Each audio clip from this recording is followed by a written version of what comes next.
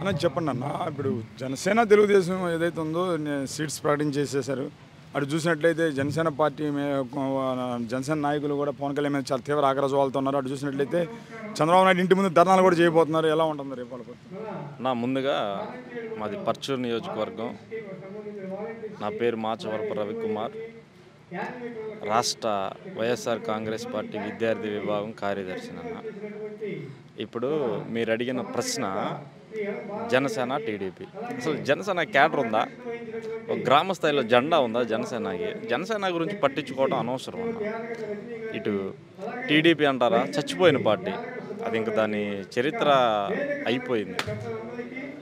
రాష్ట్ర జగనన్న ప్రజా సంకల్ప యాత్ర చేసినప్పుడు పార్టీ అయిపోయింది, మేమే వస్తున్నాం, పసుపు కుంకుమ డబ్బులు వేసాడు 10,000 ఆడవాళ్ళకి. ఏమైంది 2019లో?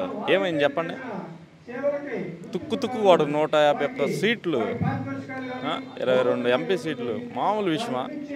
ఇప్పుడు దానికంటే 175కి 175 టార్గెట్ పెట్టుకున్న జగనన్న ఏదైతే ఉందో ఆ సంకల్పం నెరవేరబోతుంది అన్న. జనసేన అనేది ఓటర్లు లేని కార్యకర్తలు.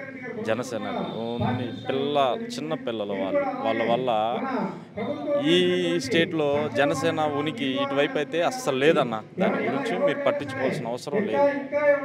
కానీ ఇక్కడ అసలు జనసేన పార్టీ తెలుగుదేశం మీద ఆధారపడింది అంటారా? తెలుగుదేశం పార్టీ జనసేన మీద ఆధారపడింది అంటారా?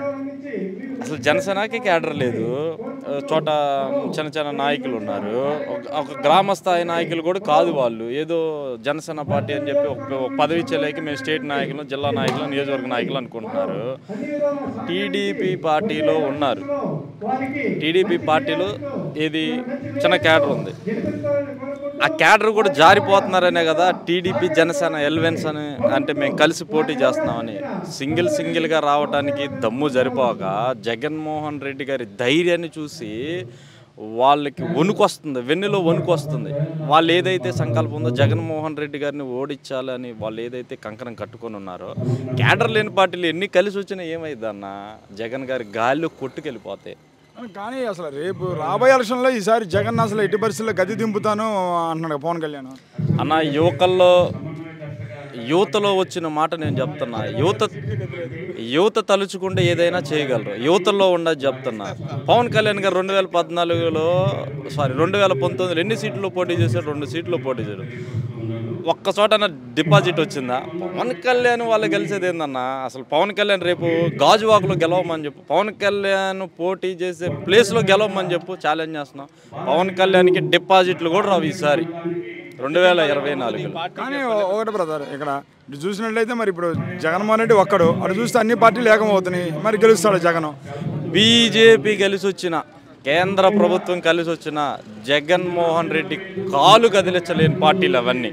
ఈ ఏపీలో జగన్మోహన్ రెడ్డి గారిని తట్టుకోలేని పార్టీలు అవన్నీ. ఎంతమంది అయినా కలిసి రానియండి, జగన్ గారికి ఏమీ కాదు. 151 సీట్లతో 2019 అయితే గెలిచాము. 2024లో అంతకంటే ఒక సీటు ఎక్కువగానే ఉండేది, కానీ తక్కువ అయితే ఉండదు.